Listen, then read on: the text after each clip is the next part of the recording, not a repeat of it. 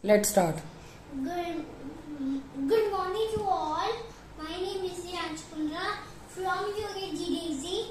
I am going to speak a story, The Monkey and Capseler. One was a capseler.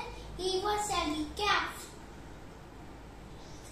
After some time, he was tired and slept under a tree.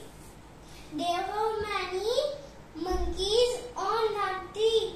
They came down and poked away the caps.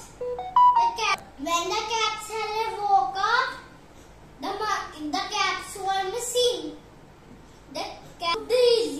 He looked for his caps as well as the monkey and capseler.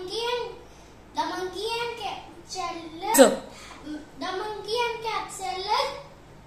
Monkey has his caps have. The capseler had an idea. He threw his caps on the ground. The monkey also threw his caps on the ground. The capseler and the idea. The capseler collected the caps and went away in a happily. Moral of the story: wisdom is better than